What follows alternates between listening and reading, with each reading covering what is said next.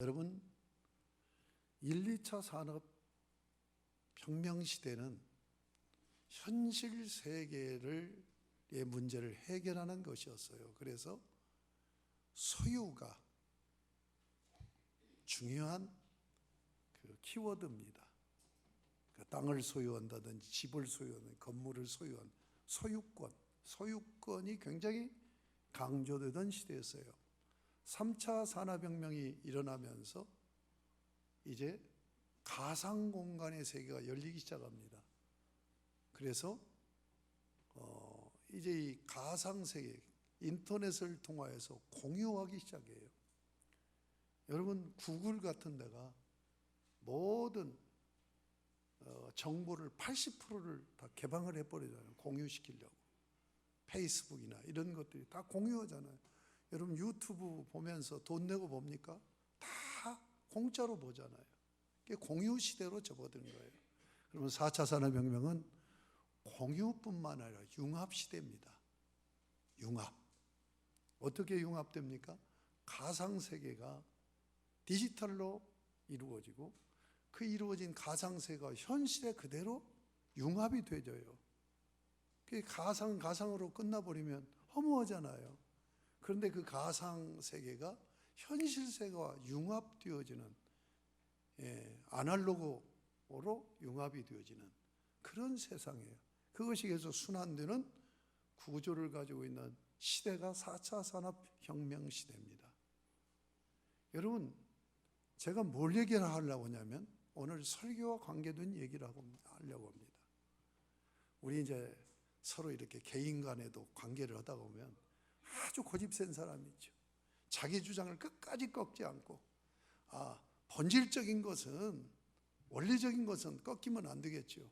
그러나 비본질적인 것까지도 내 스타일대로, 내 정서대로, 내 방향대로 따라오라고. 피곤하잖아요. 그 사람하고 별로 관계하고 싶지 않잖아요. 서로 양보도 하고 타협도 하고. 그래서 마음을 하나로 묶어야 되잖아요. 마찬가지로 공동체도, 정치도 마찬가지입니다. 이제 2달 후면은 선거가 이루어져요.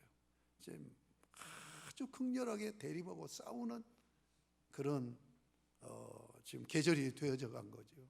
근데 여러분, 잊지 말아야 될 것은 4차 산업혁명 시대는 융합이에요. 보이지 않는 세계와 보이는 세계가 하나로 연결되고 묶어지는 거란 말이에요. 여러분, 싸우고 살아서는 안 돼요. 어느 사람도 어느 공동체도 장단점이 있고 그래요. 자, 보수의 장단점이 있고 진보의 장단점이 있어요. 서로 장점끼리 묶어야 돼요. 이게 4차 산업혁명 시대 융합입니다. 정치는 권력이 뒤따르기 때문에 권력을 가지면 남용하려고 하는 욕구가, 타락한 본성을 가지고 있어서 욕구가 있어요. 그래서 또 여당은 권력을 행사하려고, 야당은 그것을 권력을 견제하려고 하는 그런 갈등 구조는 있을 수 있지만 서로 협치가 되어야 되고 서로 장점끼리 모아서 하나가 되어야 돼요. 그렇지 않으면 이 지구촌 사회에서 앞으로 나라가 살아남을 수가 없습니다. 융합시대라니까요. 보이지 않는 세계와 보이는 세계가 하나로 묶어지는 융합의 세대예요. 19세기, 20세기까지는요, 인재를 제일로 먼저 뭘 받냐? 리더십이에요. 지도력이 있는 자를 길러내야 된다. 그런데 이제는 바뀌었어요. 리더십이 아닙니다. 펠로십입니다. 얼만큼 협력을 잘하고 더불어 살 수 있느냐 하는 거예요. 여러분, 우리는 하나 돼야 됩니다. 이게 기독교 정신입니다. 여기에도 보면은 전부 서로 다른 사람들끼리 모여 있잖아요. 그런데 우리는 성경에서 하나 되라, 하나 되라. 성령님의 역사는 하나됨의 역사예요. 오늘 본문을 보면 세례에 대한 이야기입니다. 예수님께서 세례받는 본문의 말씀이 너무 중요한 단락이기 때문에 예수님께서 왜 세례 받으시는가 하는 2가지 이유가 있는데 그게 중요해서 두 주에 걸쳐서 세례 받으신 이후 첫 번째 오늘 설교, 그리고 세례 받으신 이후 두 번째는 다음 주에 설교하려고 합니다. 예수님께서 세례 요한에게 세례를 받는 장면인데, 여러분 세례가 먼저 무엇인가를 이해해야 되겠죠. 제가 세례 받을 분들 교육시킬 때 세례가 무엇인지를 정확하게 교육시켜 달라고 부탁을 해요. 그래 놓고 문답 시간에 이제 장로님들과 목사가 함께 모여서 세례 예식을 하기 전에 전날 문답을 하잖아요. 문답을 하면서 세례가 무엇이냐고 물어보면 정확하게 이해를 못하고 대답을 못해요. 아니, 배워서 이해는 했는데 표현을 못하겠죠. 그래서 문답을 하지 않고 제가 세례에 대해서, 세례가 무엇인가를 성경적으로 쭉 한 30-40분간을 다시 강의를 해요.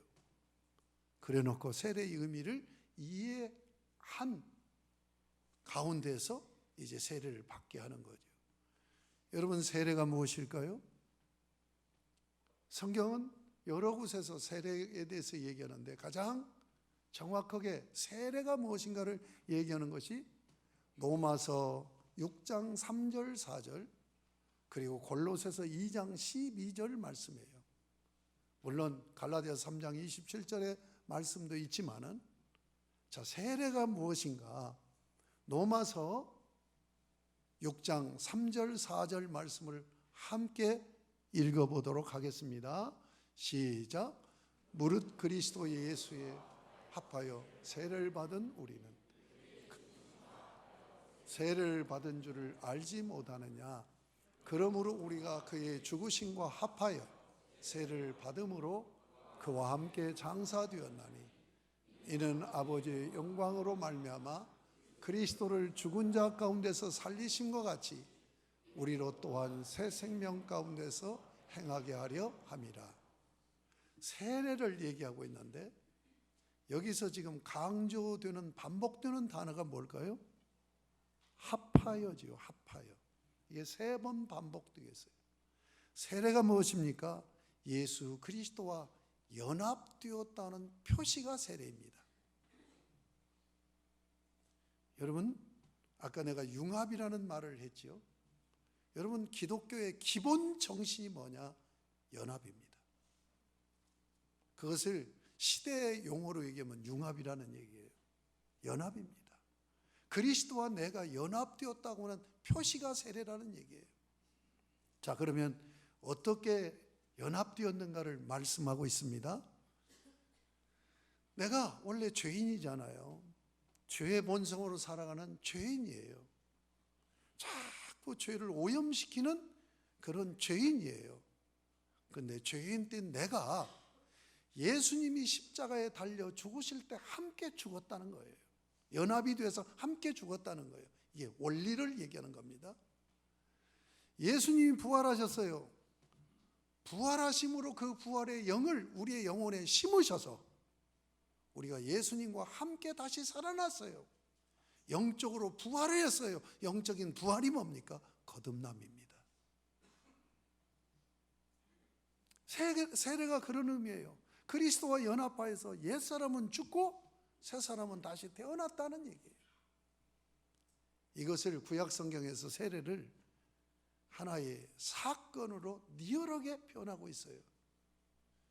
여러분, 그 말씀이 지금 고린도전서 10장 1절 2절인데 홍해 바다를 건너는 사건을 사도 바울은 이렇게 이해하고 있는 거예요. 그 말씀을 다시 한번 읽어보도록 하겠습니다. 시작. 형제들아, 나는 너희가 알지 못하기를 원하지 아니하노니 우리 조상들이 다 구름 아래에 있고 바다 가운데로 지나며 모세에게 속하여 다 구름과 바다에서 세례를 받고, 홍해 바다를 건너는 걸 세례 받은 것으로 얘기한단 말이에요. 여러분, 이스라엘 백성들이 400년 이상 노예 생활하는 그 지긋지긋한 저주의 땅이라고 생각하는 그곳에서 탈출해서 하나님이 약속하신 가나안 땅을 향해서 갑니다. 그 행로가 왕도라고 하는 길이에요. 이것을 역사적으로 얘기한다면 실크로드입니다. 중국에서부터 이집트까지 상인들이 장사하기 위해서 닦아놓은 길이죠. 자, 그 길을 따라서 지금 이스라엘 백성들이 가나안 땅을 향해 올라갑니다. 그런데 그 길은 바다를 건너는 여정이 없어요. 그냥 육로로 가는 거예요. 그런데 출애굽기 14장 1절에 보면 구후 성경이 훨씬 더 실감나요. 갑자기 진을 돌쳤다고 해서 돌려버린 거예요. 그래서 지금 실크로드 길로 지금 출애굽시켜서 이 이스라엘 백성들이 모세를 따라가는데 갑자기 진을 돌려서 길이 아닌 곳으로 인도를 받아요. 다다른 곳이 바다입니다. 홍해 바다예요. 건널 수가 없어요. 왜 하나님께서는 가는 길의 여정을 갑자기 돌려서 바닷가로 끌고 갔을까요? 그것은 그들을 죽이기 위한 거예요. 뒤에서는 지금 병사들이 추격해 옵니다. 그러니까 이들의 신분은 도망자 노예인 거예요. 이 도망자 노예들을 홍해바다로 집어넣습니다. 거기서 죽이는 거예요. 노예 신분의 사람들을 죽여버리고 거기서 다시 살려내요. 살아나올 때 바다에서 나온 사람들은 노예가 아닙니다. 하나님의 백성이 돼서 나와요. 이게 세례라는 얘기예요. 옛사람은 죽고 새 사람으로 다시 태어났다. 그런데 세례는 뭐예요? 예수 그리스도와 연합되어져서 그런 일이 일어났다는 얘기예요. 그러니까 세례는 예수를 믿음으로 고백을 하고 나의 구조로 영접했습니다는 이 고백을 함으로 세례를 받는 거예요. 그 세례를 받는 것은 예수 그리스도와 연합되어서 옛사람은 죽고 새 사람으로 다시 태어나서 구원받았다 하는 얘기예요. 천주교는 이렇게 이해하지 않아요. 천주교는 세례를 구원과 연결시킵니다. 세례를 받아야 구원받는다라고 생각을 해요. 그래서 갑자기 병원에서 사람이 임종을 하게 되면 누구든지 쫓아가서 그 사람에게 세례를 베풀어요. 그래야 구원받는다라고 생각을 해요. 그러나 그렇지 않습니다. 구원받는 것은 예수님을 믿고 믿음을 고백하는 자에게 구원이 있는 거예요. 그런데 세례를 통하여서 구원받았다 하는 표시를 얘기하는 거란 말이에요. 그러므로 예수님과 구원받은 내가 연합되었다라고 하는 것은 뭘 얘기하느냐? 어떻게 연합됐어요? 예수님이 머리가 되시고 나는 그의 몸으로 연합되었다는 얘기죠. 제가 지금 팔이 잘렸어요. 설교할 때, 축도할 때 어려움이 있겠지요.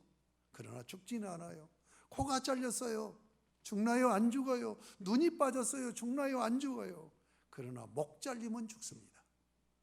여러분, 머리와 몸은 목으로 연결된 유기체 생명체예요. 자, 예수를 믿어서 구원받은 자는 머리 되신 예수님과 내가 몸이 되어서 연합되어 있는 거예요. 이 표시가 세례라는 얘기예요. 그러면 세례받는 것은 뭘 얘기하느냐? 내가 주님의 몸 된 교회가 되었다는 얘기예요. 여러분, 교회론에서 교회는 유기체로서의 교회, 유기체로서의 교회가 바로 그거예요. 주님이 머리고 내가 몸이 되었다고는 이 유기체로서의 교회, 이 교회들이 함께 모여서 조직을 이룹니다. 한우리교회라는 조직을 이루어요. 이게 조직교회예요. 조직체로서의 교회예요. 세례를 받을 때 어디서 받습니까? 교회에서 받지요. 성도들 앞에서 세례를 받지요. 자, 세례를 왜 성도들 앞에서 받는 거예요? 예수를 믿음으로 신비한 연합이 이루어져서 예수님이 머리가 되고 이 세례받는 이자가 교회가 되었다고 하는 것을 교회 앞에 선포하는 거예요. 그러므로 여러분, 조직교회는 정치제도가 있습니다. 정치제도가 있고 교회법이 있어요.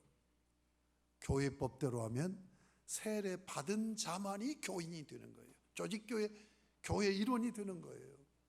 그래서 사실 세례받지 않으면 교회에서 아무 봉사할 자격도 없어요. 교인이 아니니까. 여러분, 무슨 얘기인지 아시겠습니까?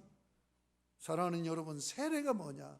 예수 그리스도와 연합되어서 옛사람은 죽고 새사람으로 다시 태어났을 뿐만 아니라 내가 예수님의 몸된 교회가 되었다 하는 이 표시가 세례라는 것을 여러분 잊지 마시기 바랍니다. 그래서 주의 몸된 교회됨의 표식을 말씀하고 있는 고린도전서 12장 13절 말씀을 한번 같이 읽도록 하겠습니다. 시작. 우리가 유대인이나 헬라인이나 종이나 자유인이나 다 한 성령으로 세례를 받아 한 몸이 되었고 또 다 한 성령을 마시게 하셨느니라. 세례를 받아서 한 몸이 되었다는 얘기예요. 지금 고린도전서 12장은 은사와 교회를 얘기해요. 교회를 몸, 지체로 설명을 하면서 지금 하시는 말씀입니다. 성령으로 세례를 받아 한 몸이 되었다. 그리고 한 성령을 마시면서 생명체, 교회 공동체를 이루고 나간다라고 말씀하고 있어요. 자, 그 다음에 마태복음 28장 19절은 지상명령입니다. 이 지상명령은 12사도들에게 복음 전해서 교회 세우라는 명령입니다. 그래서 예수께서 나와 일러가서 하늘과 땅의 모든 것을 내게 주셨으니 그러므로 너희는 가서 모든 족속으로 제자를 삼아, 그 다음 말씀이요, 아버지와 아들과 성령의 이름으로 세례를 베풀고, 세례를 베풀어서 조직교회를 세우라는 거예요. 내가 내게 분부한 모든 걸 가르치라, 양육을 시키라는 거예요. 지키게 하라, 훈련시키라는 거예요. 그렇게 할 때 주의 몸된 교회가 세워져. 이 교회가 세워질 때 볼지어다 내가 세상 끝날까지 너희와 항상 함께 있으리라. 바로 교회가 하나님의 나라가 되는 거예요. 아멘. 세례에 대해서 분명히 이해를 하셨습니까? 자, 그러면 이 말씀을 전제로 해서 지금 예수님이 세례 받는 것을 여러분 어떻게 이해하시냐는 얘기예요. 여러분, 예수님이 세례 받는 것을 아무 생각 없이 그냥 읽고 나가죠. 자, 세례가 뭐라고요? 옛사람은 죽고 새사람으로 거듭남의 표시라고 그랬죠. 예수 그리스도와 연합하여서. 그러면 옛사람이 왜 죽나요? 죄인이기 때문에 죽이는 거예요. 여러분, 지금 이 4차 혁명 시대 3차 4차에서 이노베이션, 혁신이라는 말을 많이, 변화, 개혁 이런 표현을 씁니다.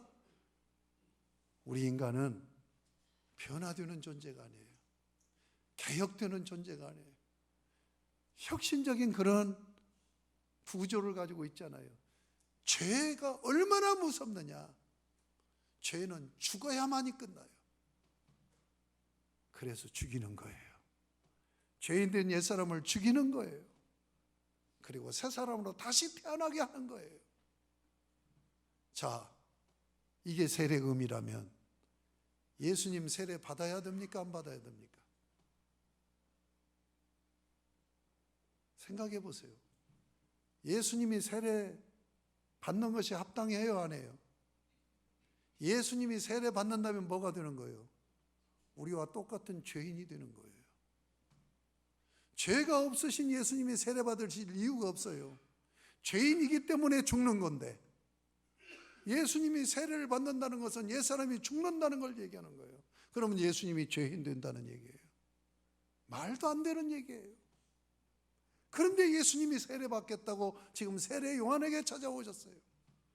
그러니까 예수님이 찾아온, 그래서 세례 베풀려고 하는 예수님에게 지금 세례 요한이 깜짝 놀라는 거예요. 거기 말씀 보세요. 14절.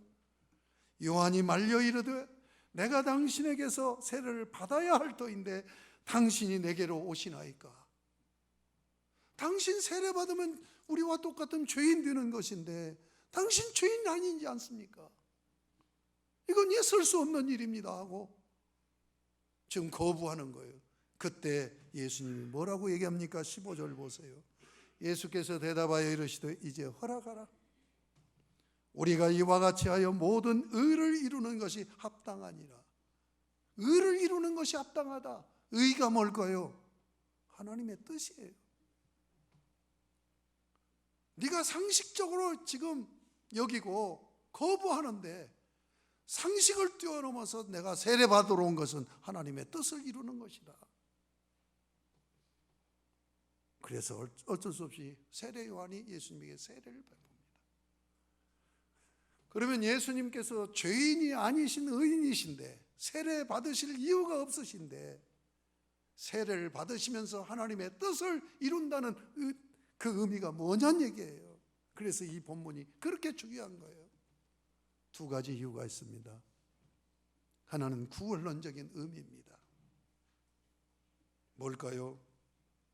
전 인류의 죄책을 전가받는 예식이에요. 여러분, 죄는 두 가지 성질이 있습니다. 반드시 죄는 책임을 져야 돼요. 죄를 책임지는 것을 죄책이라고 얘기합니다. 죄는 그냥 가만히 있질 않아요. 자꾸 죄로 오염을 시켜서 영역을 넓혀가요. 죄의 성질 우리 한번 따라하겠습니다. 오염, 죄책. 자, 죄를 지면 책임을 져야 돼. 우리는 다 죄인이에요. 그래서 그 책임이 뭡니까? 사형, 죽음을 면치 못해요. 그런데 우리가 당할 이 죄의 책임, 이 책임을 예수님이 대신 지시는 거예요. 그래서 십자가에 죽으시는 거예요. 십자가의 죽음은 곧 내 죄를 사하는 역사적인 사건이에요. 그 일을 하시기 위해서 예수님이 오셨어요. 그래서 바로 모든 인류의 죄에 대한 책임을 예수님이 전가받는 예식으로서 세례를 받는 거예요. 그래서 예수님이 모든 인류의 죄를, 지금 구약의 제사 중에서 중요한 또 개념이 하나가 전가사상이에요. 인류의 죄를 지고 죽어야 되는 이 죄에 대한 책임을 예수님에게 전가시킨단 말이에요. 이 전가받는 예식이 바로 세례 예식이다. 그래서 예수님은 이 세례를 받으심으로 전 인류의 죄 값을 책임지시기로 그렇게 하신 거예요. 그래서 이제 세례 받으신 예수님은 십자가의 길을 향해서 달려가고 십자가를 지심으로 죄를 책임지는 일을 이루신 겁니다. 여러분, 세례 요한은 구약의 마지막 사도입니다. 마지막 선지자입니다. 마지막 선지자인 세례 요한은 구약 성경 전체를 딱 묶어서 한마디로 이렇게 표현합니다. 세례를 베풀고 세례를 받으시는 예수님을 향하여서 보라, 요한복음 1장에 나와요. 보라, 세상 죄를 지고 하는 하나님의 어린 양이로다. 여러분, 이스라엘 백성들이 지금 하나님께서 이집트에 재앙을 내려요. 재앙을 내리는데 장자치는 재앙입니다. 그런데 거기에 누가 살고 있어요? 고센 땅에 이스라엘 백성 유대인들이 살고 있어요. 그러면 하나님을 섬기지 않고 우상 숭배한 죄를 지금 심판하는 거예요. 10가지 재앙으로. 마지막 재앙이 장자치는 재앙입니다. 그러면 이스라엘 백성들 이 재앙에서 벗어날 수 있을까요? 없을까요? 벗어날 수가 없어요. 400년 동안 노예로 살면서 그들이 섬기는 우상 숭배를 같이 했거든요. 그들도 그 재앙을 받아야 돼요. 그런데 하나님께서 재앙에서 피할 길을 내셨어요. 그것이 뭡니까? 어린 양을 잡아서 피를 문설주에 바르고 문지방에 바르고 문설주에 뿌리도록 했어요. 그러면 그 피를 보시고 하나님께서 내리는 재앙이 그 집에 들어가지 않고 넘어가요. 그래서 6월했다 해서 6월절이에요. 바로 이 6월절 어린 양 사건을 통하여서 종말에 구원자 메시아가 오셔서 피 흘려서 우리를 구원하실 것을 지금 미리 보여주고 있는 사건이에요. 그런데 세례 요한 마지막 선지자가 그 사건을 상기시키면서 바로 종말의 구원자 메시아 이분이 오셔서 우리의 죄를 다 짊어지고 해결해 주실 세상 죄를 지고 가는 하나님의 어린 양이로다 라고 말씀을 하시고 있는 거예요. 사랑하는 여러분, 여러분은 예수 그리스도를 믿지요? 믿음으로 구원을 받았습니다. 구원의 확신 속에서 사는 여러분들이 되시기를 바랍니다. 또 이 예수님이 세례받는 이 사건이 또 중요한 사건이에요. 새 시대를 알리는 세레머니입니다. 예수님이 세례받는 건 새 시대를 알리는 세레머니예요. 구약 시대 때는 할례 제도가 있었어요. 할례는 아브라함과 하나님이 언약을 맺어요. 그래서 너희 안에 사례를 통하여서 한 씨를 주시고, 그리고 메시아를 준비하면서 또 여기서 많은 백성들이 나와서 한 나라를 세우게 될 것이다. 그 나라가 뭡니까? 이스라엘 나라예요. 이스라엘 나라는 하나님께서 메시아로 온 인류를 구원해서 하나님 나라를 이루실 것을 미리 보여주는 모델입니다. 그렇게 한다고 언약을 맺었는데 아브라함이 그 언약을 파괴해버려요. 그리고 사라의 몸종 하가를 취해서 첩이일 수도 있고 씨바질 수도 있어요. 이스마엘을 낳아요. 하나님께서 때가 돼서 이삭을 출생시키기 전에 창세기 17장에 와보면 그 언약을 파괴한 언약을 갱신시켜요. 갱신시키면서 표징으로 뭘 줘요? 할례를 줍니다. 영원한 표징이 되리라. 그리고 이 언약 갱신을 할례, 영원한 할례 언약이라고 얘기를 해요. 그러면 할례는 뭡니까? 사내 아이가 태어나면 고추 표피를 8일 만에 잘라내는 거예요. 이 할례를 명하실 때 아브라함도 이삭도 이스마엘도 다 할례를 받아요. 여러분, 할례를 왜 표징으로 주셨을까요? 아브라함이 하나님의 약속을 믿지 못하고 자기 방식대로 성관계를 통해서 자식을 낳으니까 다시는 성관계에서 자식을 못 낳도록 성기를 절단하는 거예요. 성기를 절단하는 상징적인 방식입니다. 여러분, 아브라함이 성기가 절단됐어요. 그리고 이삭을 낳았어요. 그러면 이삭을 아브라함이 낳은 겁니까? 아닙니다. 하나님의 자식이 되는 거예요. 할례 제도가 뭐냐? 이스라엘 백성들이 자녀를 낳으면서 할례 제도를 행할 때 고백하는 신앙 고백이 이 자식은 내 자식이 아니라 하나님의 자식입니다. 할례 제도를 통해서 이스라엘 백성들은 하나님의 가족이 되는 거예요. 그러니까 이스라엘 백성들에게 이 할례 제도는 굉장히 중요한 거예요. 그런데 사도 바울이 복음을 전해서 교회들을 세워요. 갈라디아 지방에 교회를 세워놓고 그가 이제 선교사니까 또 다른 지역으로 복음 전해서 교회 세우려고 떠났어요. 그때 유대교회에서 개종한 예수를 믿는 자들이 갈라디아 지방에 와서 갈라디아 교회를 방문해 보니까 할례를 행하지 않는 거야. 그러니까 이런 일이 어디 있느냐? 여러분, 유대인에게는 할례가 하나님의 가족이 되는 예식이라니까요. 예수만 믿으면 뭐냐? 하나님의 가족이 못 되는데 할례 행해야 된다. 우리 바울 사도는 그렇게 얘기하지 않았습니다. 무슨 바울이 사도야? 그래서 사도성을 공격합니다.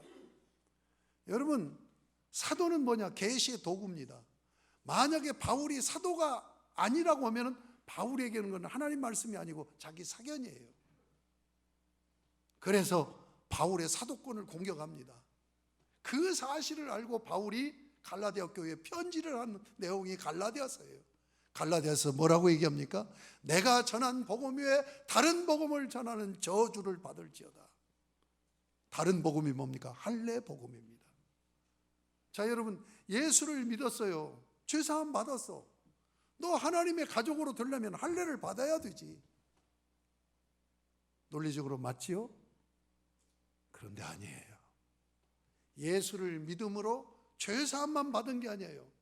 하나님의 자녀가 된 거예요. 아시겠습니까? 구원은 이 두 가지가 충족되는 거예요. 죄 문제 해결받고 하나님의 자녀가 되는 것까지가 구원입니다. 예수를 믿기만 하면 죄에서 사함받고 하나님의 자녀가 됩니다. 그래서 하나님을 아빠 아버지라고 부르는 것입니다. 아멘. 그러므로 예수 믿으면 할례 받을 이유가 없지요. 그래서 바울은 할례를 강조하는 유대인을 향하여, 유대인 교회에서 개종한 그리스도인을 향하여 너 할례 계속 얘기하면 저주받는다. 여러분, 예수 믿으면 죄사함 받습니다. 예수 믿음으로 하나님의 자녀가 됩니다. 왜 하나님의 자녀가 돼요? 하나님의 아들인 예수님이 머리가 되고 우리는 그의 몸으로 연합돼서 예수와 내가 하나로 연합됐기 때문에 예수님이 하나님의 아들이니까 나도 하나님의 아들이 되는 거예요. 할렐루야. 그래서 할례가 세례로 바뀌어집니다.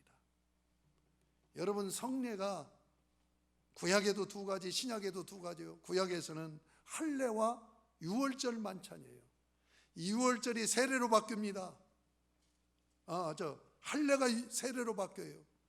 유월절은 성만찬으로 바뀝니다. 사랑하는 여러분, 이제는 할례 필요 없이 예수를 믿기만 하면 구원을 받고 하나님의 자녀가 된다는 이 복음으로 새 시대가 열렸음을 선포하는 세레머니가 예수님이 세례 받으심이라는 것을 잊지 마시기 바랍니다. 그래서 요한복음 1장 31절에서 세례 요한은 세례 받으신 예수님을 향해서 이렇게 얘기합니다. 나도 그를 알지 못하였으나 내가 와서 물로 세례를 베푸는 것은 그를 이스라엘에게 나타내려 하십니다. 이스라엘 백성들에게 나타내서 이제 할례 시대는 끝났다. 세례로, 할례가 세례로 바뀌어진다. 할례는 피를 흘리는 성례입니다. 예수 그리스도가 피 흘려서 죄사함을 이루었기 때문에 세례, 여러분 세례 받을 때 피 흘림의 상징적인 어떤 게 있습니까? 없습니다. 그래서 이걸 무혈성례, 한번 따라하겠습니다. 유혈성례, 무혈성례.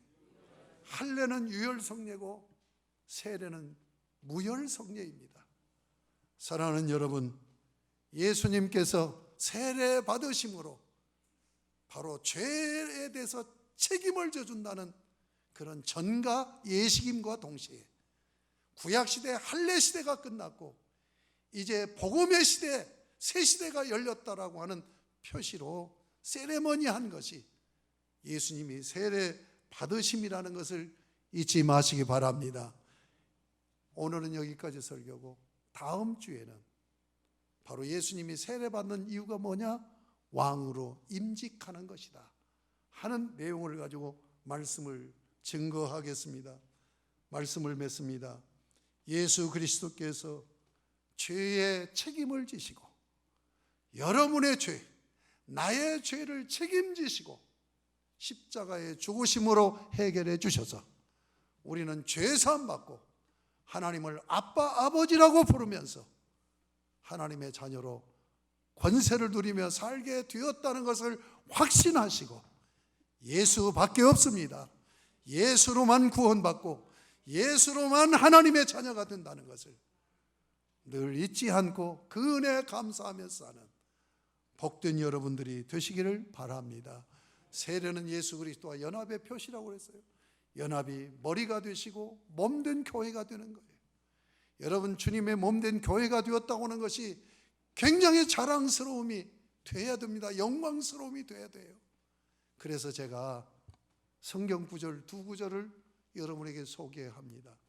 에베소서 2장 5절 6절 말씀을 함께 읽도록 하겠습니다. 시작. 허물로 죽은 우리를 그리스도와 함께 살리셨고, 거기까지. 이게 너무 감격스러워. 이게 너무 확실하기 때문에 가로를 해놓고 너희는 은혜로 구원을 얻은 것이라라고 첨언을 해요. 그 다음 읽겠습니다. 시작. 또 함께 일으키사 그리스도 예수 안에서 함께 하늘에 앉으시니, 여기서 반복되는 단어가 뭐예요? 함께예요.